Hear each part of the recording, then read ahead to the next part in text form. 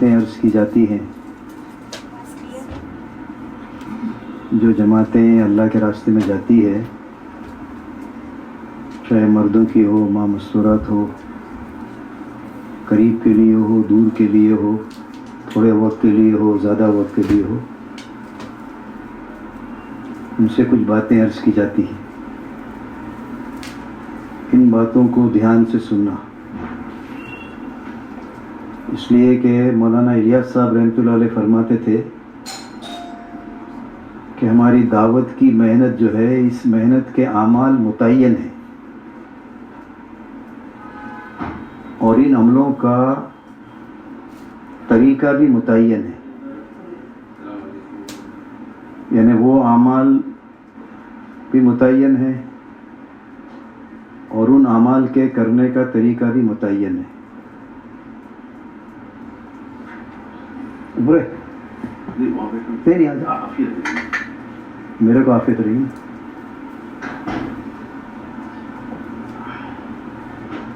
اس وجہ سے کہ ہماری جو محنت ہے، ابھی شروع کیا، تو اس محنت میں اصل نتیجہ نہیں ہے، اصل صحیح محنت ہے۔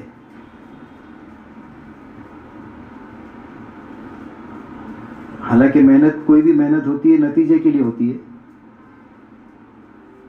لیکن نگاہ ہماری محنت پہ ہونی چاہیے، نتیجے پہ نہیں ہونی چاہیے۔ اس لیے کہ انسان ہے، جب محنت کرتا ہے اور نتیجہ نظر نہیں آتا تو وہ اپنی محنت کو سوچتا ہے کہ بھئی اس طرح سے نہیں ہوا تو اس طرح کیا جائے۔ حالانکہ دعوت کی محنت ایسی محنت ہے، جب ہم محنت کہتے ہیں تو مطلب محنت کے اعمال، محنت کے اعمال ایسے ہے کہ اگر یہ صحیح شکل میں کیے جائیں تو اس کا نتیجہ یقیناً ہے، یقیناً، یعنی محنت، یہ محنت جو ہے، اس محنت میں جو اعمال ہے ان کو اعمال نبوت کہتے ہیں، یعنی ان عملوں کو نبیوں نے کیا۔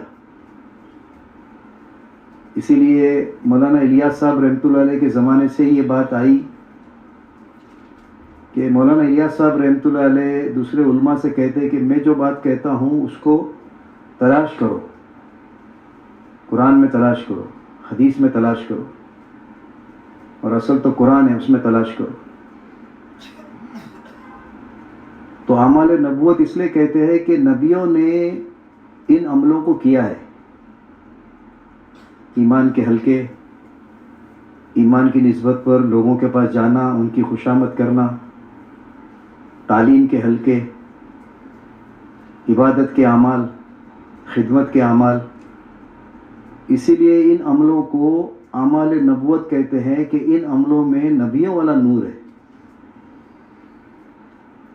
ان کو اعمال ہدایت کہتے ہیں۔ اعمال ہدایت اس لیے کہتے ہیں کہ جس گھر میں، جس بستی میں، جس علاقے میں، جس ملک میں یہ اعمال ہوں گے، وہاں ہدایت کا آنا یقینی،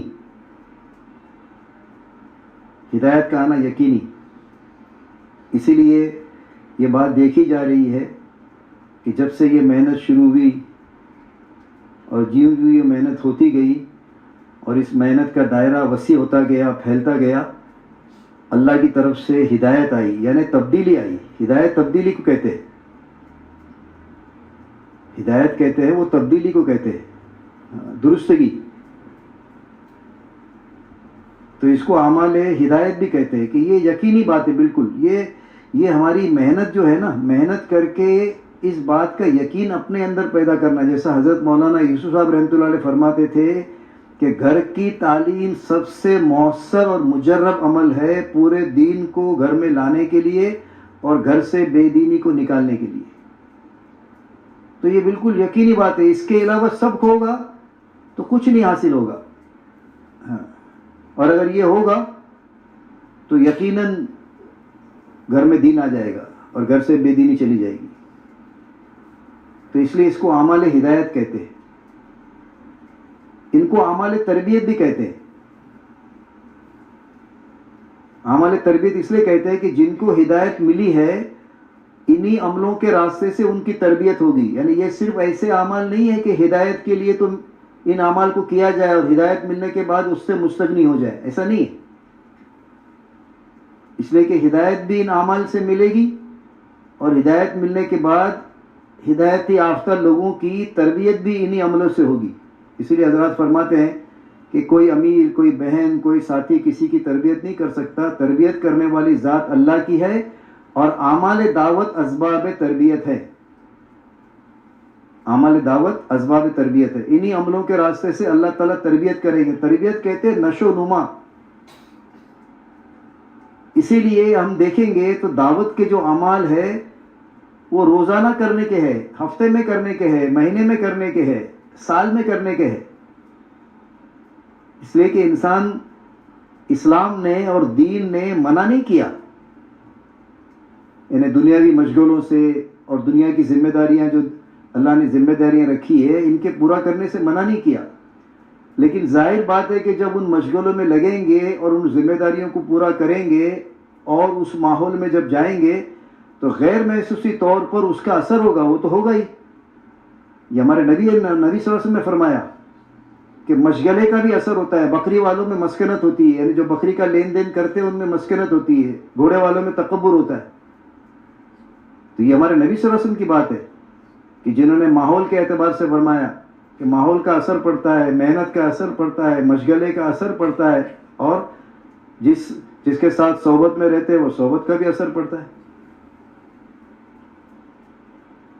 اب غیر محسوسی طور پر وہ اثر تو آئے گا، لیکن اس اثر کو ختم کرنے کے لیے یہ اعمال ہے کہ روزانہ جو اثر آئے گا وہ ایمان پر آتا ہے. اصل اثر جو آتا ہے نا وہ اعمال پر نہیں آتا، وہ تو اعمال اس کی ظاہری شکل ہے. لیکن اصل جو زد پڑتی ہے وہ ایمان پہ پڑتی ہے.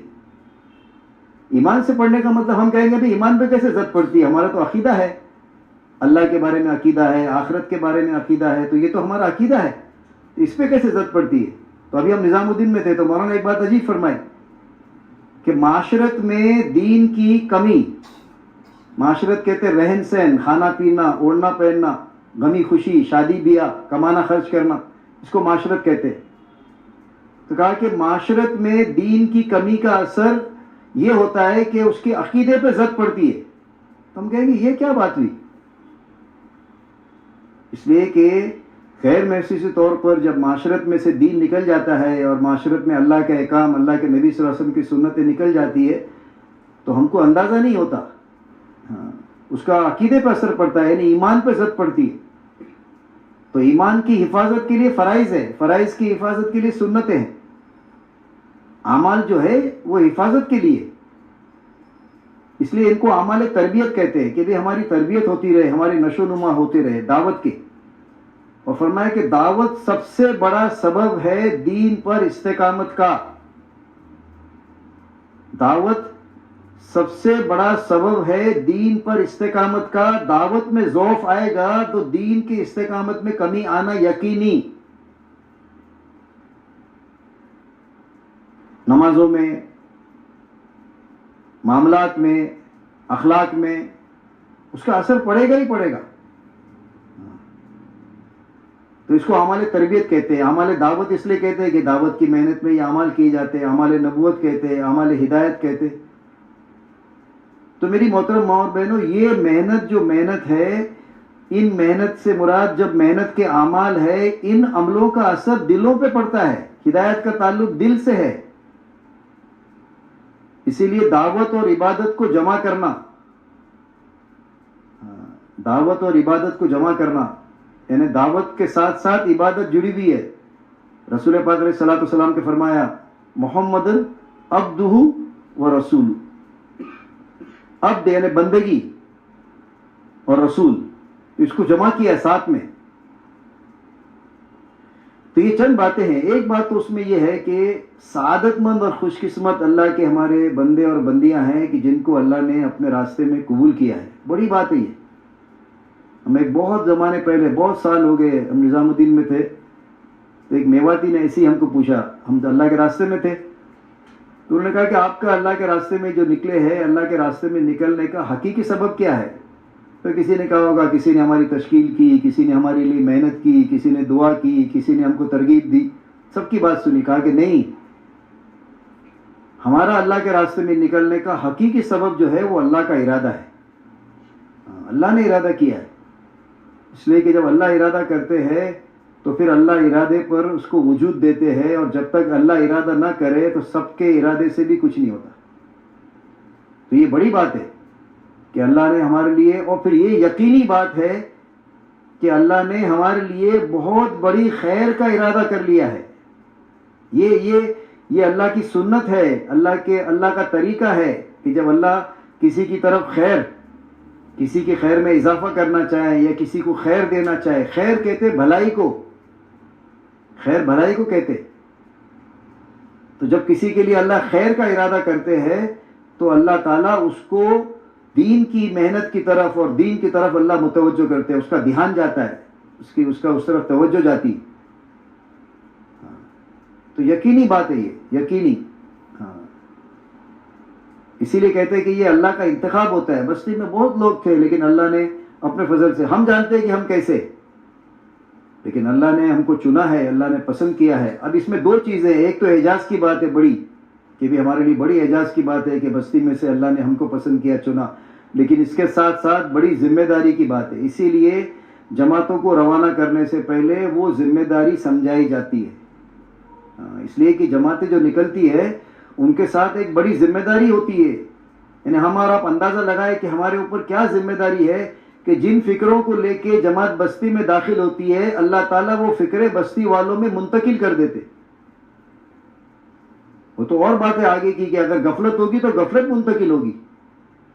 اسی لیے اللہ کے راستے میں نکل کر اپنے آپ کو سنبھالنا, اپنی آنکھ کو سنبھالنا, اپنی زبان کو سنبھالنا, اپنے دل کو سنبھالنا, اپنے آپ کو سنبھالنا. کام کو تو اللہ سنبھال لیتے, کام کو ہم کیا سنبھالیں گے؟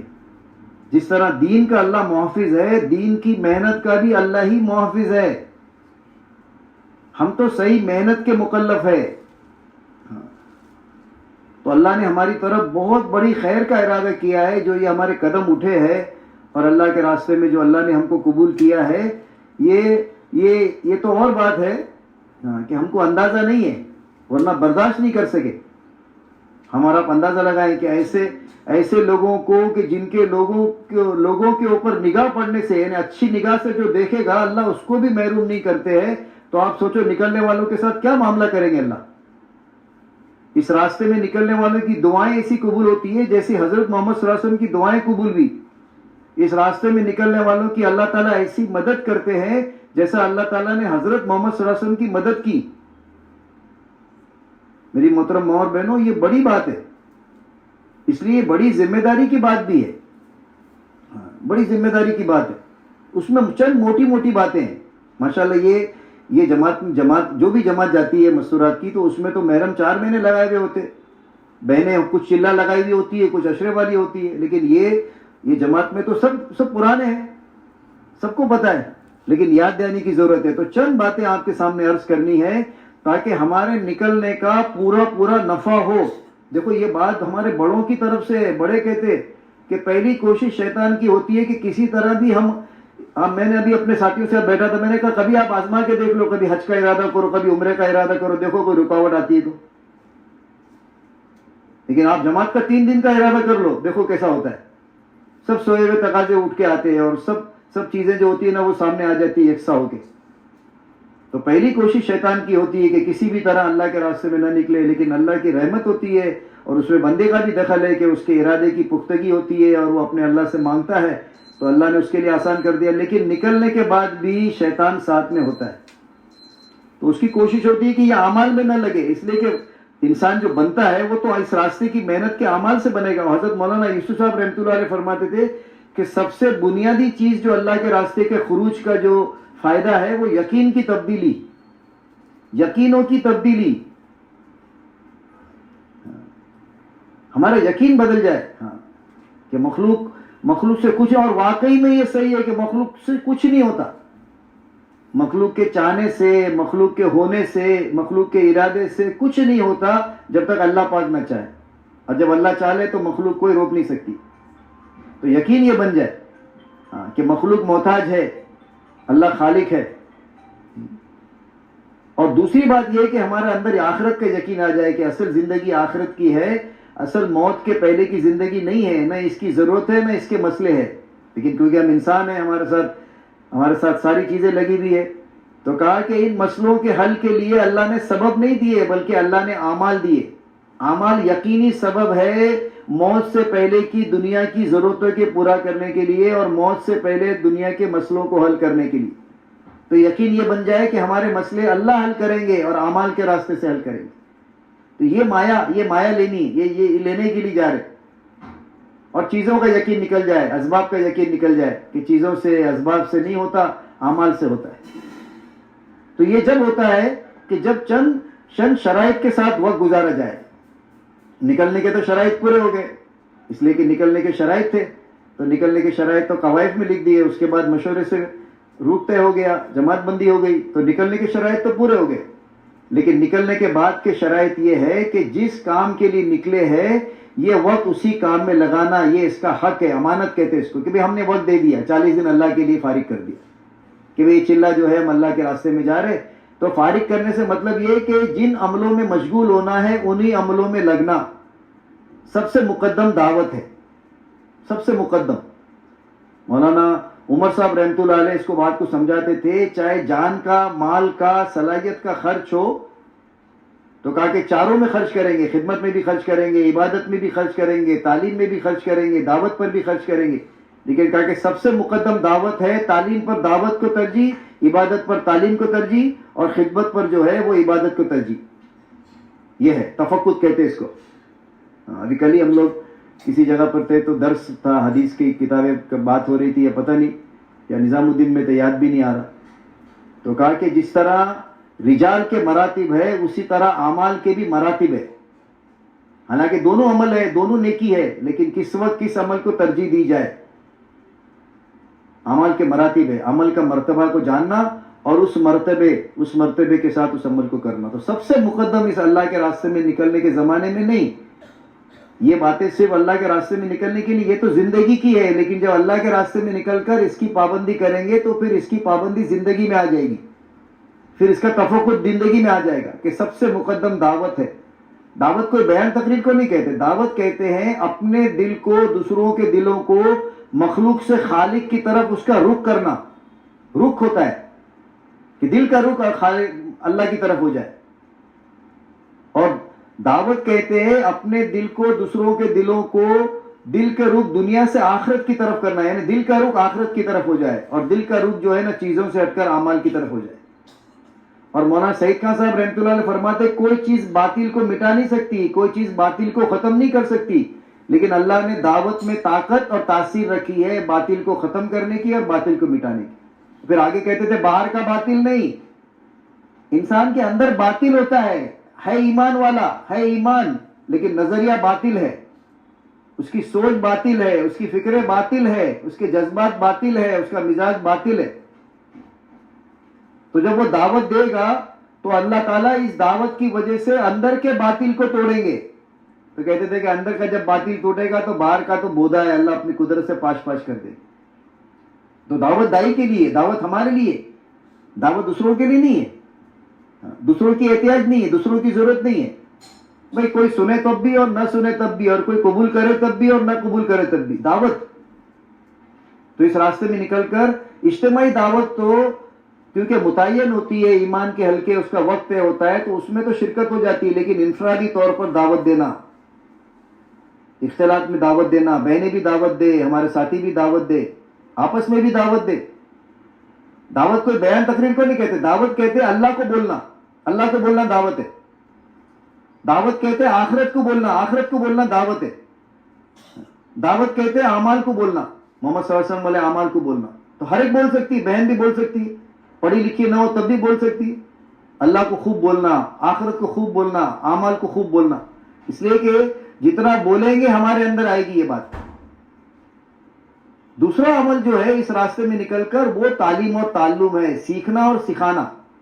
اجتماعی تعلیم کا حلقہ ہے، تجوید کا حلقہ، کتاب کا پڑھنا، 6 صفات کے مذاکرے، وہ تو متعین ہے، لیکن اس کے علاوہ انفرادی طور پر قرآن کو سیکھنا، نمازوں کو سیکھنا، سنتوں کو سیکھنا، دعاؤں کو سیکھنا۔ قرآن نہیں آتا تو پڑھنا سیکھنا، پڑھنا نہیں آتا تو صحیح پڑھنا سیکھنا، صحیح پڑھنا آتا ہے تو جو قرآن یاد نہیں اس کو یاد کرنا، نماز میں جو چیزیں پڑھی جاتی کی جاتی ان کو سیکھنا، سنتوں کو سیکھنا، دعاؤں کو سیکھنا، سیکھنا سکھانا ہوتا رہے. اور اس راستے میں یہ اعمال اس لیے بتائے جاتے ہیں کہ اپنے آپ کو مشغول رکھنا، خالی نہیں رکھنا، ایک عمل سے دوسرے عمل میں منتقل ہونا. ہاں یہ ضرور ہے کہ جب اجتماعی عمل ہو اس وقت انفرادی اعمال نہیں کرنا، اس لیے کہ اجتماعی مقدم ہے، انفرادی بعد میں بھی ہو سکتا ہے. لیکن انفرادی اعمال کی کمی کوئی یعنی کوئی حیثیت کم نہیں ہے، چاہے وہ انفرادی دعوت ہو، چاہے انفرادی سیکھنا سکھانا ہو، چاہے انفرادی عبادت ہو، چاہے انفرادی خدمت ہو. اس لیے اجتماعی اعمال کے ساتھ انفرادی اعمال کرنا. چند باتوں سے احتیاط کرنا، دیکھو یہ بڑی باتیں ہی ہے، تو جب اس کا احتیاط چلا جاتا ہے تو غیر محسوس طور پہ زندگی میں عادت ہو جاتی ہے، عادی ہو جاتا ہے آدمی. اور عادت اس کو کہتے ہیں کہ اس کو پتہ بھی نہیں چلتا، اس کو پتہ نہیں، یعنی اس کے غیر شعوری طور پہ وہ چیز سرزد ہو جاتی. تو دل کے سوال سے بچنا، دل کا سوال کہتے ہیں دنیاوی چیز کو دیکھ کر اس کی عظمت کا، اس کی بڑائی کا دل میں آ جانا. اسی لیے کہتے ہیں کہ دیکھنا تو ہے لیکن کسی چیز کو گور کے نہیں دیکھنا، گور کے دیکھیں گے تو آنکھوں کے راستے سے دل پہ اس کا عکس ہوگا اور اسی کو دل کا سوال کہتے ہیں. تو دل کے سوال سے بچنا، زبان کے سوال سے بچنا، یعنی اس راستے میں نکل کر تکلفاً اپنی چھوٹی سے چھوٹی حاجت کو بھی اللہ سے وابستہ کرنا اور اعمال کے ذریعے اللہ سے مانگنا، اور نہ پوری ہو جائے جب تک صبر کرنا. آپ دیکھو گے اگر وہ واقعی میں ضرورت ہے تو اللہ اپنی قدرت سے پوری کریں گے، اور اگر نہیں ضرورت ہے تو پھر اس کی کوئی ضرورت ہی نہیں ہے. دنیا میں کتنی چیزیں تو ایسی ہیں جس کو ہم ضروری سمجھتے ہیں وہ ضروری نہیں ہوتی، اس لیے کہ ضرورت کے پوری کرنے کا اللہ کا وعدہ ہے، خواہش کے پوری کرنے کا اللہ کا وعدہ نہیں ہے. ابھی وہ تو ہمارے رہن سہن کی وجہ سے خواہش ضرورت میں داخل ہو گئی، جس کو ہم سمجھتے ہیں کہ ہماری ضرورتیں پوری نہیں ہو رہی. ایسا ہو نہیں سکتا ہے. اس لیے خصوصاً اللہ کے راستے میں نکل کر یعنی حاجتیں تو آتی ہے، چاہے وہ تربیت کی آوے، چاہے جماعت کی ضرورت کی آوے، چاہے ضرورت کے مقصد کی آوے، لیکن اللہ کی طرف متوجہ ہو جانا، اللہ سے مانگنا. آپ دیکھو گے کہ ابھی تو آپ نے مانگا ہی تھا اور اللہ نے اس کے اسباب کر دی. صحابہ فرماتے کہ جب حضور صلی اللہ علیہ وسلم نے مذمت کی تو ہم اونٹ پر سوار ہوتے، کوئی چیز اونٹ سے گر جاتی تو گزرنے والے کو یہ نہ کہتے کہ اٹھا کے دے دے، حالانکہ کتنی معمولی بات ہے. آپ بتاؤ کوئی گزر رہا ہے ذرا سا دے دے بھائی، اس لیے کہ کھڑے ہوئے اونٹ کا بٹھانا ایک مرحلہ ہے، اگر سواری نہ آئے تو گر جائے، اور بیٹھے ہوئے اونٹ کا کھڑا کرنا ایک مرحلہ ہے، اگر سواری نہ آئے تو سواری کرنا نہ آئے تو گر جائے. تو کہا وہ مرحلہ گوارا کرتے لیکن کسی کو سوال نہیں کرتے. تو زبان کے سوال سے بچنا. جو لوگ اپنی حاجتیں مخلوق سے وابستہ کرتے اللہ تعالیٰ ان کو مخلوق کے حوالے کر دیتے، اور جو اللہ سے وابستہ کرتے اللہ ان کے لیے کافی ہو جاتے. بغیر اجازت کسی کی چیز کو استعمال نہیں کرنا یہ معاشرت کا دین ہے، اور اس میں بڑی بے احتیاطی ہے. اسی لیے دلوں کی پھٹن جو بنتی ہے نا وہ اسی وجہ سے بنتی ہے. بغیر اجازت کسی کی چیز کو استعمال نہیں کرنا، اور فضول خرچی نہیں کرنا اللہ کے راستے میں، نہ پانی فضول ضائع کرنا، نہ وقت فضول ضائع کرنا، نہ پیسے فضول ضائع کرنا. اور ابتدا جو ہوتی ہے وہ تو پانی سے ہوتی ہے. ہمارے بہت بڑے پرانے ساتھی کہتے تھے جو پانی کی فضولیات سے نہیں بچ سکتا وہ تو وقت کی اور پیسوں کی فضولیات سے بھی نہیں بچ سکتا. اور افراد ہو پانی، پیسے کی افراد ہو، لیکن اگر فضول خرچی ہوگی تو بے برکتی ہوگی، ضرورت میں تنگی ہوگی. اگر فضول خرچی نہیں ہوگی تو تھوڑی سی ہوگی لیکن اللہ تعالیٰ ساری ضرورتیں پوری کر دے گی. اس لیے فضولیات سے بچنا. 4 چیزیں ایسی ہیں جو ضرورت کی ہے، کرنی تو پڑے گی. کھانا ہے لیکن کھانے میں کم وقت لگانا، سونے میں کم وقت لگانا، اپنی ضرورتوں میں کم وقت لگانا، بات چیت میں کم وقت لگانا، یہ بڑی بڑی بنیادیں ہیں ہمارے کام کی. اور یہ وقت کو جو ہے نا ان شرائط کے ساتھ گزارنا. ابھی ہم نظام الدین میں تو مولانا فرمایا کہ شرائط استعداد پیدا کرنے کے لیے ہوتی ہے. اگر شرائط پوری کرو گے تو استعداد پیدا ہوگی، اور شرائط کی رعایت نہیں کرو گے تو استعداد پیدا نہیں ہوگی. مقصود استعداد ہے، مقصود ایمانی استعداد ہے، مقصود اعمال کی استعداد ہے. اور ایک بات اور عرض کرنی ہے کہ یکسوئی سے وقت گزارنا، یہ حق ہے اس کا. یکسوئی سے وقت. مولانا یوسف صاحب رحمۃ اللہ علیہ فرماتے تھے کہ جانے سے پہلے جتنی تدبیریں ہیں، جتنے اسباب ہیں، جتنی ذمہ داریاں ہیں، جتنے کام ہیں، ان کی کوئی ترتیب بنا لینا. جب جانے کا وقت آئے تو 2 رکعت صلاۃ و حاجت پڑھ کر اللہ سے دعا کرنا، مزید 2 رکعت پڑھ کر اللہ کے سپرد کر دینا، اور پھر پلٹ کے دیکھنا نہیں. کہا کہ پھر وہ اللہ جو ہمارے ہوتے ہوئے ہم نہیں کر سکتے، ہمارے نہ ہوتے ہوئے ہماری غیر موجودگی میں اللہ اپنی قدرت سے کریں گے. اب کیونکہ انسان ہے نا، مردوں کی جماعتوں میں بھی ہوتا ہے تو عورتوں کی جماعت میں تو زیادہ ہوگا. بچے یاد آئیں گے، ان کی ضرورت یاد آئے گی، ان کے امتحانات یاد آئیں گے، ان کے رزلٹ یاد آئیں گے، ان کی نوکری یاد آئے گی، ان کی بیماریاں یاد آئے گی. کوئی حرج نہیں، غیر اختیاری چیز ہے، یاد آنے میں کوئی حرج نہیں. لیکن کوئی تدبیر نہیں کرنا. ہاں، کوئی تدبیر نہیں کرنا. اللہ سے دعا کرنا. آپ اللہ سے دعا کرو گے، آپ اللہ کے راستے میں ہو، اللہ تعالیٰ آپ کی تدبیر سے بڑھ کر بہتر اللہ ان کی ضرورتوں کا انتظام کریں گے، ان کے مسئلوں کا حل کریں گے. آپ کا بھی ایمان بنے گا، یقین بنے گا، ان کا بھی بنے گا. اس لیے یکسوئی سے وقت گزارنا یہ اس کا حق ہے. ہاں، اس لیے کہ جیسا جان مال ہم لے کے نکلے، ایسا دل اور دماغ بھی ہمارا اللہ کے راستے میں ہو. بس فارغ کر دیا ہم نے، بس پیچھے سے فارغ ہو جانا بس. بلکہ ہمارے اپنے بڑوں سے ہم نے سنا کہ جب اللہ کے راستے میں نکل کر جو کام ہمارے ذمے ہے جب اس میں لگیں گے تو جو ہماری ذمہ داریوں میں ہم نہیں لگ سکتے اس کی وجہ سے وہ ساری ذمہ داریاں اللہ اپنی شایان شان پوری کریں گے. کیونکہ ہم اللہ کے دین کی نسبت سے نکلے، اللہ کے کام کے لیے نکلے. اللہ کی غیرت اس کو گوارا نہیں کر سکتی. اس لیے میری محترم ماں اور بہنوں، یکسوئی سے وقت گزارنا، اس راستے میں محنت کرنا، اپنے اوپر محنت کرنا، اپنے ساتھیوں پر، یعنی بہنیں نکلنے والی بہنوں پہ محنت کرے، ساتھی اپنے نکلنے والے ساتھیوں پر محنت کرے، اور مقام پر محنت کرنا. جہاں جائیں گے وہاں محنت کرنا. دیکھو ایک میں آپ کو عرض کرتا ہوں بات، یہ بڑوں کی باتیں ہیں جو ہم دہراتے ہیں تاکہ ہمارا سبق پکا ہو اور بڑوں کی باتیں امت تک پہنچ سکے. کہا کہ دیکھو یہ کام آسان ہے، لیکن آسان کا مطلب نہیں کہ خود سے ہو جائے گا بغیر کیے. کہا کہ نہیں ہوگا، بالکل نہیں ہوگا. کرنا تو پڑے گا، لگنا تو پڑے گا. اور پھر کہا کہ پھر تو ضرور ہوگا. ایسا بھی نہیں کہ ہم کریں گے اور نہیں ہوگا، لگیں گے اور نہیں ہوگا، لیکن لگنا ہوگا.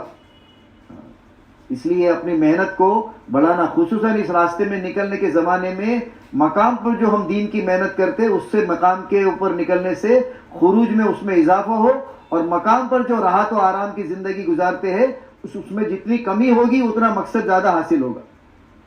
مجاہدہ نہیں کرنا ہے، مجاہدہ مانگنا بھی نہیں، لیکن اس راستے میں نکل کر اللہ کی طرف سے وہ چیزیں پیش آتی ہے جو طبیعت کو ناگوار گزرتی ہے، وہ پریشان کرنے کے لیے نہیں بلکہ ہماری تربیت کے لیے آتی ہے. ہمارے عائشہ فرماتے ہیں جو دین کی محنت کرے اور اس کے ساتھ ناگواریاں آئے اور مجاہدے آئے تو وہ دل میں خوشی محسوس کرے کہ انبیاء کو یہ بات پیش آتی ہے، نبیوں کو یہ بات پیش آتی ہے کہ دین کی نسبت سے ان کو کبھی بھوک آ گئی، کبھی مشقت آ گئی، کبھی تکلیف آ گئی. حالانکہ اللہ کے راستے میں اللہ کی طرف سے ایسا ہوتا ہے، کبھی سارا ہوتے ہوئے بھی کبھی ایسا ہوتا ہے کہ بھی تھوڑی بھوک آ گئی، تھوڑی تکلیف آ گئی، تھوڑی راحت میں آرام میں کمی آ گئی، تھوڑی نیند میں کمی آ گئی، تھوڑی ضرورتوں کے اندر ذرا مشقت آ گئی.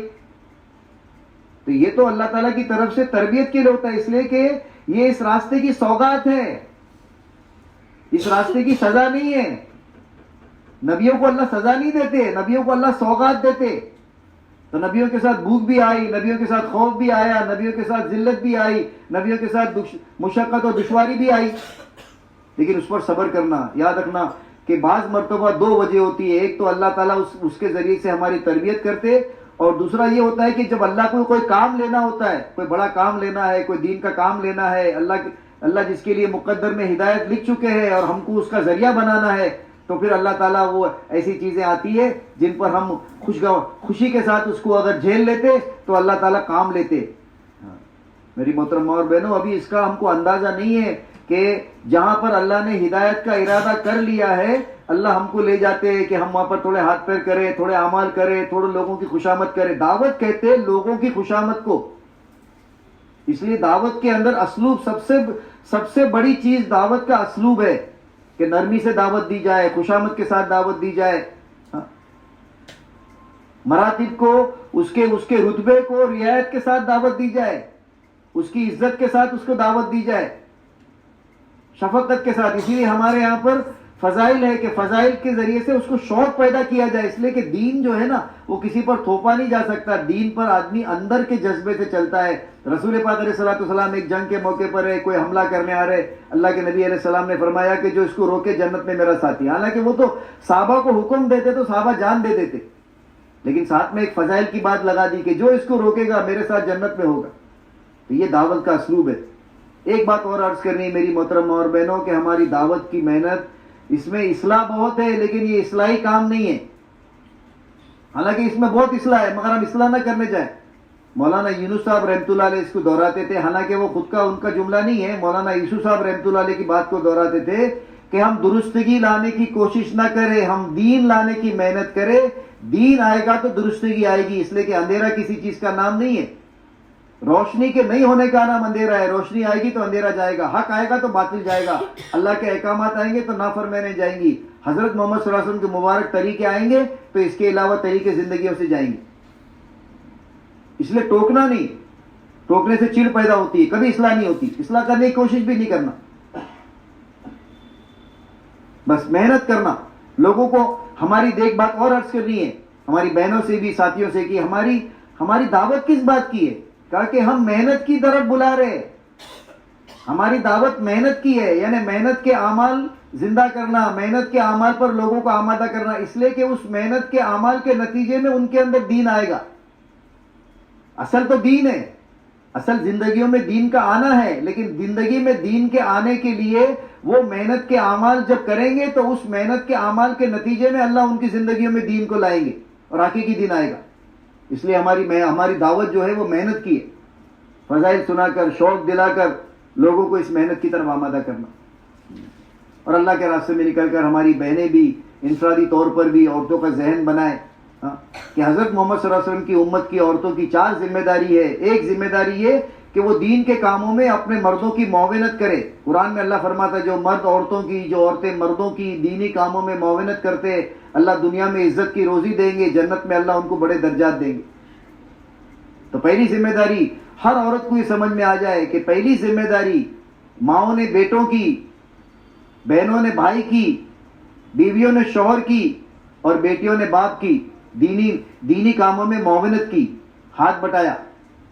تو پہلی ذمہ داری حضرت محمد صلی اللہ علیہ وسلم کی عورتوں کی اپنے مردوں کی دینی کاموں میں، یعنی ان کی.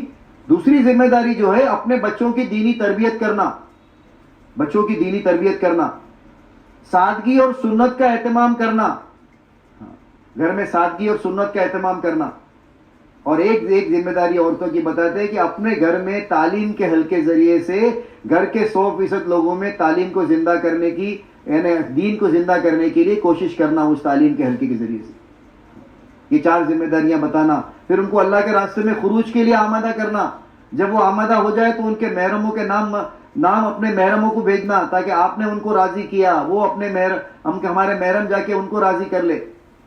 جب کوئی بہن اگر راضی ہو جائے تو ان کو 2 فکر دلانا کہ گھر جا کر آپ محرم کی خوشامد کرو اور اللہ سے دعا کرو، اس لیے کہ دل اللہ کے قبضے قدرت میں.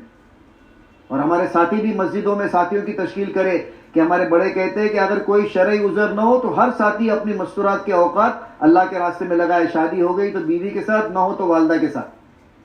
وہ کہے گا میں تو چاہتا ہی یہی ہوں، تو کہنا بھائی بس تیری اگر یہ چاہت ہے تو اپنی مستورات کو ہماری عورتوں کے پاس تعلیم میں بھیج دے، اور پھر اپنی مستورات کو بتانا کہ اس کی ماں آئے گی، اس کی بہن آئے گی، تھوڑا اس پہ محنت کرنا. جب وہ تیار ہو جائے تو پھر وہاں محرم تیار ہو جائے گا، یا آپ مستورات کو تیار کر لو گے، جو مستورات کو آپ تیار کر لو گے اس کے مردوں کو ہمارے محرم تیار کر لیں گے. اسلام ملی جلی فکروں کے ساتھ میں جماعت بنے گی. اگر مرد فکر مند ہو دیں گے جماعت نکالنے کی نقد، لیکن عورتیں فکر مند ہوگی تو نہیں بنتی، اور عورتیں فکر مند ہوگی اگر محرم فکر مند ہوگے تو نہیں بنتی. پوری جماعت کی جب ایک فکر ہوگی تو انشاءاللہ نقد جماعت اللہ بنائیں گے. تو ہر 2 دن کے قیام سے گھر سے کوشش کر کے نقد جماعت بنانا، کم سے کم 3 دن کی جماعت بنانا. اس لیے کہ خروج جو ہے نا، خروج میں اللہ نے بڑی طاقت رکھی ہے، خروج کا کوئی بدل نہیں ہے. بس خروج جو ہے نا سب سے بڑی ہدایت کا سب سے بڑا سبب جو ہے وہ خروج ہے. اور پھر فرمایا کہ جس گھر میں ٹھہرے اس گھر میں 24 گھنٹے ایسے اعمال کرنا کہ وہ اعمال وہاں پر زندہ ہو جائے، اور کم سے کم 5 اعمال کے ساتھ اس گھر میں تعلیم، اور محلے کی ہر آنے والی بہن کو اس پر تیار کرنا، اس لیے کہ 100% محلے میں تعلیم 5 اعمال کے ساتھ زندہ ہو جائے. یہ ہماری محنت ہے، یہ سب کام ہے کرنے کے. پھر اللہ پاک بڑی برکت دیتے. نئے گھروں میں جماعتوں کو ٹھہرانا، نئے گھروں میں، اس لیے کہ ہفتہ واری تعلیم کے لیے تو شرائط ہے، لیکن نئے گھروں کے لیے کوئی شرائط نہیں. بس صرف یہ شرط ہے کہ جب عورتیں اس گھر میں رہے گی تو بھی کوئی مرد نہ ہو تاکہ بے پردگی نہ ہو، بس اور کوئی بات ہی نہیں. ہر گھر میں جماعت کا استقبال ہو، ہر گھر میں جماعت ٹھہرے، نئے گھر تیار کرنا، نئے گھروں کو دیکھنا، گھر والوں کو آمادہ کرنا. اور پھر ہماری بہنوں کو چاہیے کہ کوئی نیا گھر ہے، اب نئے گھر میں تشکیل کی ہے، وہ راضی ہو گئے. اب ہماری بہنیں جب گھر میں داخل ہوئی تو دیکھ رہے کہ بھی بچوں کے لباس کیسے ہے، گھر میں سامان کیسے ہے، اور گھر میں جو ہے نا وہ کیا دیواروں پہ لٹکا ہوا ہے. آپ ذرا بھی اس کی طرف دھیان نہیں دینا، آپ تو خود اعمال کرو اور گھر والوں کو ان عملوں میں مشغول کرو. آپ اگر ان گھر والوں کو مشغول کرو گے تو پھر ان کو خود سمجھ میں آئے گا. مولانا فرما رہے تھے کہ جب اندر نور آئے گا تو باہر کی ظلمت نظر آئے گی. جب اندر نور آتا ہے تو باہر کی ظلمت نظر آتی ہے. اندر ہی نور نہیں ہوتا ہے تو باہر کی ظلمت آپ دکھاؤ گے تو بھی نظر نہیں آئے گی. اس لیے میری محترم اور بہنوں، ان عملوں کے کرنے سے اندر کی نورانیت پیدا ہوتی ہے، اندر ایمان آتا ہے، ایمان کی جلا آتی ہے، ایمان میں حقیقت آتی ہے. دعوت کی محنت بڑی محنت ہے. یہ تو اس کی سادگی ہے، کام سیدھا سادہ ہے کہ بھئی چلو بھئی کچھ لوگ کر رہے ہیں، کچھ لوگوں کو لگا رہے ہیں، کچھ اپنا چل رہے. اس کو معمولی مت سمجھو. یہ نقل و حرکت ہے، یہ نقل و حرکت ہے، یہ بڑا کام ہے. یہ یعنی غیر محسوسی طور پر اس محنت کے ذریعے سے پورے عالم میں پورے دین کو اللہ زندہ کریں گے، اور حقیقت کے ساتھ. ایمان حقیقت کے ساتھ زندہ ہوگا، نماز حقیقت والی زندہ ہو جائے گی. اس لیے میری محترم اور بہنوں، اور پھر جماعتوں کو ہے نا، جماعتیں جو لے کے چلے گی، تو جماعت دعوت کو لے کے چلے، جماعت تعلیم کو لے کے چلے، جماعت عبادت کو لے کے چلے، جماعت خدمت کو لے کے چلے. گھر والوں کو فارغ کر دینا کہ وہ اعمال میں شریک ہو سکے. جماعت کی بہن خدمت کر لے، گھر کی صفائی کر لے، کھانا پکا لے، کھانا کھلا دے، برتن دھو لے، دسترخوان صاف کر لے. یہ کوئی عیب کی بات نہیں. کوشش کرنا کہ بھئی اعلیٰ درجہ تو یہ ہے کہ مرد کچا سامان لے کے دے دے، عورتیں گھروں میں بنا لے، مرد لے کے جا کے مسجد میں کھا لے، عورتیں کھا لے. گھر کی عورتوں کو وہ کھلا دے، گھر میں جو محرم ہے گھر کے وہ مسجد میں ان کو کھلا دے. کبھی ان کا ہلکا کرنا ہو کام تو بھئی سالن گھر والوں سے عورتوں سے بنا لو، تھوڑی روٹی اور تھوڑا بریڈ لے لیے، تھوڑا ان کا ہلکا ہو جائے. اگر کوئی مجبوری ہے، جماعت کی بہنوں کی طبیعت ناساز ہے، مقامی بہنیں بڑی تعداد میں آ گئی ہے، یا رسوئی میں بے پردگی کے امکانات ہے، ایسی مجبوری کی صورت میں مرد کھانا مسجد سے بنا کر بھی عورتوں کو بھیج سکتے. جس سواری میں ہماری بہنیں ہوگی اسی سواری میں محرم کا ہونا ضروری ہے، چاہے کتنا ہی صحیح جائے، کتنا ہی قریب جانا ہو. اور سنتوں کا اہتمام کرنا. اس لیے کہ اللہ تعالیٰ کی دین سراسر سنتوں پر عمل کرنے کا نام ہے. 24 گھنٹے کی خود کی یعنی اعمال، خود کے اعمال کی بھی اور ضرورت کو بھی. سنت دعوت کہتے ہیں کہ دعوت میں سنت طریقہ، سنت عبادت کہتے ہیں کہ عبادت بھی سنت کے مطابق ہو، اور سنت عادت کہتے ہیں کہ عادت ہماری سنتوں کے مطابق ہو، یعنی ہماری عادتوں میں بھی سنتیں ہوں. اس کو معمولی نہیں سمجھنا. سنت کی بڑی رعایت کرنا. سنت میں نور ہے. سنت کی رعایت کرنا. اور اگر جماعت میں کوئی بہن، کوئی ساتھی ضعیف ہے، بیمار ہے، کمزور ہے، ذوق الگ الگ قسم کا ہوتا ہے، اس کو بوجھ نہیں سمجھنا، بلکہ اس کی وجہ سے پوری جماعت پر رحمت ہوگی. تمہارے ضعفا کی وجہ سے تم کو روزی دی جاتی ہے. تمہارے اللہ کی مدد بقدر ضعف ہوتی ہے، بقدر قوت نہیں ہوتی. جو جتنے کمزور ہوں گے اتنی اللہ کی زیادہ مدد ہوگی. اس لیے میری محترم اور بہنوں، بہت مبارک ہے آپ کا یہ سفر، اور بہت بابرکت ہے آپ کا یہ سفر. اور آپ کے لیے، جانے والوں کے لیے بھی خیر ہے، پیچھے والوں کے لیے بھی خیر ہے. اس لیے کہ جانے والوں کی قربانی سے بعض مرتبہ پیچھے رہنے والوں کی قربانی زیادہ ہوتی ہے. ان کی معاونت سے ہی جانے والے جا سکتے. اب ان کی بھی نسبت وہی ہے تو پھر اللہ تعالیٰ ان کی قربانی پر ان کو بھی ہدایت دیں گے اور نکلنے والوں کو بھی دیں گے. اس لیے جہاں جائے وہ خوب محنت کرے. ہماری دعوت کسی شخصیت کی طرف بلانے کی نہیں، ہماری دعوت تو اللہ کی طرف بلانا، حضرت محمد صلی اللہ علیہ وسلم کی طرف بلانا، آخرت کی طرف بلانا، محنت کی طرف بلانا. اور سیدھی سادی باتیں ہیں. چاہے 6 نمبر کا حلقہ، 6 صفات کا حلقہ ہو تعلیم میں، بھائی موٹی موٹی 6 باتیں کرے. اور چاہے ہمارا 6 دوپہر کا جو مذاکرہ ہوتا ہے، فرمایا کہ اس میں بہن سیدھی سادی بات کرے، واقعات بیان نہیں کرے، خواب بیان نہیں کرے، جذباتی باتیں بیان نہ کرے، سیدھی سادی موٹی موٹی بات کرے. اسی لیے کہتے ہیں کہ صبح کی تعلیم میں اگر منتخب، دیکھو مردوں کے لیے تو کہا گیا کہ صبح میں منتخب حدیث کی تعلیم کرے، دوپہر میں فضائل اعمال ماں فضائل صدقات کرے. لیکن عورتیں کیونکہ 2 دن ایک گھر میں رہتی ہے، ایک دن صبح کی تعلیم صبح کے حلقے میں اگر کر لے تو اس دن فضائل اعمال دوپہر کے حلقے میں کرے، اور دوسرے دن فضائل اعمال صبح کے حلقے میں تعلیم میں اجتماعی میں کرے. تو دوپہر میں منتخب حدیث پڑھ لے، اس لیے کہ مجمع کے سامنے دونوں کتابوں کے مضامین آئے. 1.25 گھنٹے کا اجتماع ہوتا ہے، آدھا گھنٹہ بہن کتاب پڑھ لے، آدھا گھنٹہ مرد موٹی موٹی باتیں کر لے، 15 منٹ بہنیں آپس میں آنے والی بہنوں کی تشکیل کر لے. اگر پردے میں سے بات کی ہے، آواز کی تشکیل کی بے پردگی ہوگی تو مرد اٹھ کے باہر چلے جائیں، اور اگر مائک میں بات کی ہے تو تشکیل کا انتظار کرے. تشکیل کی جب پرچی آ جائے، ہر بہن تشکیل کرے مقامی آنے والی بہنوں کی. پہلی تشکیل ہمیشہ یہ ہوگی کہ کون بہن اپنے محرم کو اللہ کے راستے میں بھیجے گی. دوسری تشکیل کون بہن اپنے محرم کے ساتھ اللہ کے راستے میں نکلے گی. کون بہن اپنے گھر میں تعلیم کرے گی. ان 3 باتوں کا تو نام لکھ لیا جائے. اس کے بعد ترغیب دی جائے کہ بہن اپنے مردوں کی معاونت کرے، اپنے بچوں کی تربیت کرے، اپنے گھر میں تعلیم کا حلقہ کرے، اور سادگی اور سنت کا گھر میں اہتمام کرے، اور 24 گھنٹے کے اعمال کرے. ہمارے حضرات فرماتے ہیں کہ 2 وقت نکلنے والی بہنوں کی تربیت کے ہے. ایک مردوں کے بیان کے بعد تشکیل، مردوں کے بیان کے بعد جو ہماری بہنیں جماعت میں نکلی ہوئی تشکیل کرے گی، کہا کہ جو 40 دن تک دوسروں کی تشکیل کرتے رہیں گے انشاءاللہ وہ سارے اعمال مقام پر آ کے خود کے لیے کرنا آسان ہو جائے گا. اور ایک مغرب کے بعد کا حلقہ، مغرب کے بعد حلقہ لگایا جاتا ہے، پونا گھنٹے کا تقریباً ہوتا ہے وقت، جس میں مغرب سے عشاء کے درمیان میں، جس میں امور دیے جاتے ہیں: دعوت کی اہمیت، انفرادی دعوت، گھر کی تعلیم، مردوں کی معاونت، بچوں کی تربیت، سادگی اور سنت، اور 24 گھنٹے کے عورتوں کے اعمال. باری باری ایک بہن، وہ بہن تقریر نہیں کرے گی، وہ بہن اس پر مذاکرہ کرے گی، اور ہر بہن مذاکرہ کرے گی، اس لیے کہ جتنا نفع سننے کا ہے اس سے زیادہ نفع بولنے کا ہے. تو ہمارے حضرات فرماتے ہیں کہ جب 40 دن تک بہن سنے گی اور بولے گی ان باتوں کو، تو مقام پر یہ سارے کام جو دوسروں کو کہے وہ خود کے لیے کرنا آسان ہو جائے گا. اصل تو ہماری ذات ہے، اصل تو ہماری اپنی تربیت ہے. لیکن میری محترمہ اور بہنوں، ایک بات یاد رکھنا، کوئی سمجھے کہ بھی ہماری ذات کی تربیت ہو جائے، ہماری ذات کی اصلاح ہو جائے، جب تک مجمع کی تربیت اور مجمع کی اصلاح کی محنت اور فکر نہیں کریں گے، ہماری اپنی ذات کی بھی اصلاح اور تربیت نہیں ہوگی. اس لیے دعاؤں کا اہتمام کرنا، جن گھروں میں لوگ ٹھہرائے ان کا احسان ماننا. ہم تو اپنی ضرورت سے نکلے، لیکن انہوں نے گھر میں استقبال کیا، انہوں نے ہم کو گھر میں ٹھہرایا، احسان کرنا. 4 باتوں کا بوجھ پڑتا ہے. دیکھو یہ باتیں دھیان سے سنو، پتہ بھی نہیں چلتا. 4 باتوں کا گھر والوں پہ بوجھ پڑتا ہے. دسترخوان پہ بیٹھ کر دیر تک باتیں نہ کرے. بھئی میزبان تو کہیں گے نہیں، لیکن ان کو آگے کا عمل کرنے کے، پھر اپنے ضرورت سے فارغ ہونا ہے. رات کو دیر تک جاگے نہیں، کوئی منع تو نہیں کرے گا. کوئی ہم کہیں گے سیکھنا سکھانا کر رہے، دین کی بات کر رہے، لیکن رات کو کوئی نہ دین کی بات ہے، نہ سیکھنے سکھانا ہے، نہ اجتماعی کوئی عمل ہے، تاکہ گھر والی بہنوں کے سونے کے بعد گھر والے سوئیں گے، اور بہنوں کے اٹھنے سے پہلے گھر والوں کو اٹھنا ہے. تیسرا، نجی باتیں نہ کرے، ذاتی بات. بعض مرتبہ عادت ہوتی ہے نا، یہ بیٹی ہے کہ بہو ہے، اس کی شادی بھی کہ نہیں ہوئی. بعض گھر میں ایسے حالات ہوتے ہیں وہ نہیں چاہتے گھر کی بات باہر جائے. ایسا بھی ہوا ہے کہ استقبال کے لیے رکاوٹ آ گئی. ایک بہن نے پوچھا ہوگا، بھائی بہن تو سچ تو کہہ سکی، لیکن بعد میں جب جماعت چلے گی انہوں نے محرم سے کہا کہ بھی ہم آئندہ جماعت کو نہیں ٹھہرائیں گے، اس لیے کہ جھوٹ کہہ نہیں سکتے، اور سچ کہتے تو گھر کی باتیں باہر جاتی.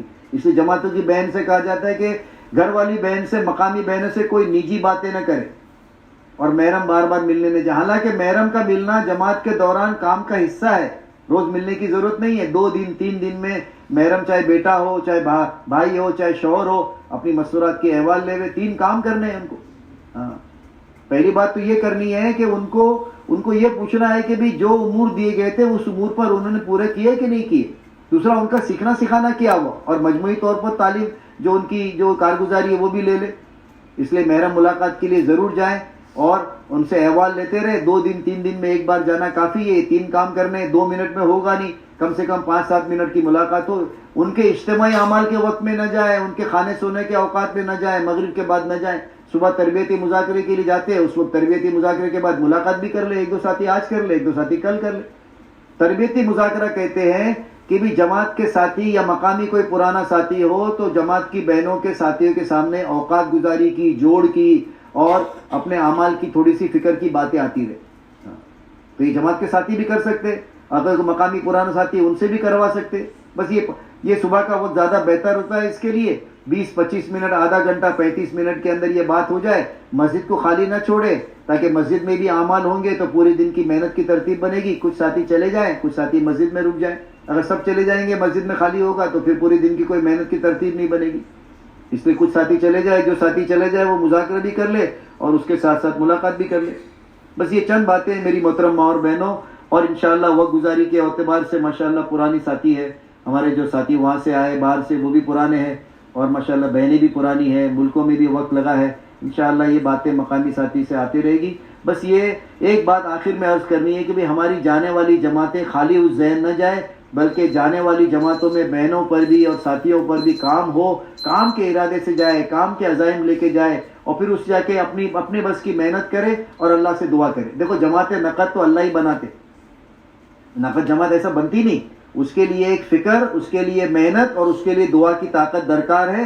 بس وہ فکر مند رہنا، محنت کرنا اور دعا مانگنا، مایوس نہیں ہونا. کبھی کبھی رات کو جماعت بن گئی 2 دن میں ماشاءاللہ، اور صبح ایک ساتھی نے آ کے کہا کہ امیر صاحب میرا عذر آ گیا، دوسرے نے کہا کہ میری مستورات کا کوئی تقاضا آ گیا. آپ فکر نہیں کرنا، آپ جمے رہنا، یا تو ان کے عذر کا کوئی حل نکلے گا یا کسی اور کو اللہ تیار کر دیں گے، لیکن نقد جماعت نکل جائے. نقد جماعت اس کو کہتے ہیں جس کی محنت کیا آپ نے، اس کو وصول کیا، ان کو جمع کیا، ان کو روانگی کی بات سنائی اور اپنے منتقل ہونے سے پہلے ان کو روانہ کیا، اس کو نقد جماعت کہتے ہیں. اللہ تعالیٰ ہمارے سب کے لیے آسان فرمائے، اللہ پاک اس کو قبول فرماوے اور اللہ پاک اس میں برکت عطا فرمائے اور اللہ ہماری بہترین تربیت فرمائے. اور ہمارے یعنی یہ کوشش ہے کہ بھئی جتنا ہو سکے اتنے اپنے اوقات کو قیمتی بنانا اور اپنے اوقات کو زیادہ بنانا. اس راستے میں کہتے ہیں کہ 6 نمبروں کے علاوہ اس کے علاوہ کی بات کرنا اسی کو لایانی کہتے ہیں. لایانی باتیں ایسی جیسی آگ لکڑی کو جلا کے راکھ کر دیتی ہے، لایانی باتیں نیکیوں کو ضائع کر دیتی ہے، اعمال کی روناریت کو ضائع کر دیتی ہے. اس لیے لایانی باتیں نہ کرنا. اگر کوئی عمل کے لیے جی نہ چاہے کم سے کم خاموش ہو جائے، جب یہ لیٹ جائے، آرام کر لے، تو جو عمل کیے وہ تو برباد نہیں ہوں گے، اس کی نورانیت ضائع نہیں ہوگی، وہ عمل تو حفاظت ہوگی. اصل عمل کرنا نہیں ہے بلکہ اصل عمل کو بچا کے لے آنا ہے. کریں گے نا انشاءاللہ. اللہ تعالیٰ اس کو قبول فرماوے اور اللہ پاک آسان فرماوے، اللہ پاک مدد فرماوے. اور کوئی بات؟ ٹھیک ہے جی ابو بھائی، دعا آپ کراؤ، دعا کراؤ. ہمارے وہاں تو جس کا گھر ہوتا ہے وہ دعا کراوے. ہاں جانے والوں سے کراؤ، مفتی سہیل صاحب سے. بسم اللہ الرحمن الرحیم، الحمدللہ رب العالمین، اللہم صلی علی سیدنا مولانا محمد وعلی آل سیدنا مولانا محمد وبارک وسلم. اللہم انک عفو کریم تحب العفو فاعف عنا یا کریم. یا مصرف القلوب صرف قلوبنا علی طاعتک. یا مقلب القلوب ثبت قلوبنا علی دینک. اللہم انی اسألک العفو والعافیۃ فی الدنیا والآخرہ. ربنا آتنا فی الدنیا حسنۃ وفی الآخرۃ حسنۃ وقنا عذاب النار. ربنا لا تزغ قلوبنا بعد اذ ہدیتنا وہب لنا من لدنک رحمہ انک انت الوہاب. اے اللہ ہمارے پورے امت کے گناہوں کو معاف فرما، ہماری پورے امت کی خطاؤں سے درگزر فرما. ہم کو پورے امت کو اپنے دین کی صحیح سمجھ عطا فرما. عافیت کے ساتھ دین اور دین کی محنت پر ثابت قدمی نصیب فرما. اے اللہ جس فضل سے تو نے تیرے راستے میں نکالا ہے، اپنا فضل شامل حال فرما. صحیح طرح سے اوقات گزارنے کی توفیق عطا فرما. آپس میں الفت اور محبت پیدا فرما، آپس میں جوڑ پیدا فرما. ہم سب کی بہترین تربیت فرما. اے اللہ ہمارے کرنے سے کچھ نہیں ہوتا، سب کچھ کرنے والی ذات آپ کی ہے. ذریعہ اور بہانے کے طور پہ ہماری محنتوں کو قبول فرما.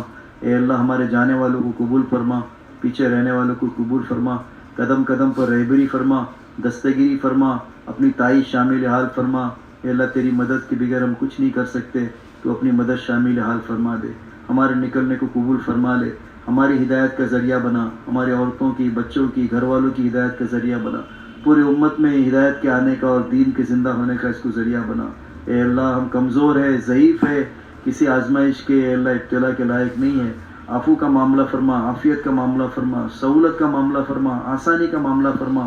اے اللہ ہمارا سفر بھی آسان کر دے، آپس کا جوڑ بھی آسان کر دے، اور اعمال کا اہتمام کرنا بھی آسان کر دے، اور صحیح محنت کو بھی کرنا آسان کر دے، اور دعاؤں کا مانگنا بھی ہمارے لیے آسان کر دے. ہمارے سفر کو قبول فرما. اے اللہ سفر کو قبول فرما. ہم سب کی بہترین تربیت فرما. ہم سب کو ایمان کامل عطا فرما، یقین صادق نصیب فرما. اے اللہ اپنا تعلق نصیب فرما، اپنی محبت نصیب فرما، اپنی معرفت نصیب فرما. کون کس حال میں نکلا ہے تو خوب جانتا ہے. اے اللہ تو ہمارا بھی ولی بن جا اور پیچھے والوں کا بھی خلیفہ بن جا، اور ہمارا بھی خلیفہ بن جا اور پیچھے والوں کا والی بن جا. اے اللہ تو ہمارے لیے کافی ہے. تمام امور میں انجام کو خیر فرما، تمام احوال کو درست فرما، تمام شرور سے حفاظت فرما. ہماری پورے امت کی انفرادی، اجتماعی، دینی، دنیاوی، چھوٹی بڑی ہر ضرورت کو پورا فرما، ہر مسئلے کو حل فرما. اے اللہ حالات کو درست فرما، حالات کو درست فرما. پورے امت کی ایمان کی، اعمال کی، جان مال عزت آبرو کی حفاظت فرما. اے اللہ ہماری دعاؤں کو اپنے کرم سے قبول فرما. اللہم صلی علی سیدنا مولانا محمد وعلی آل سیدنا مولانا محمد وبارک وسلم. سبحان ربک رب العزت عما یصفون وسلام علی المرسلین والحمد للہ رب العالمین.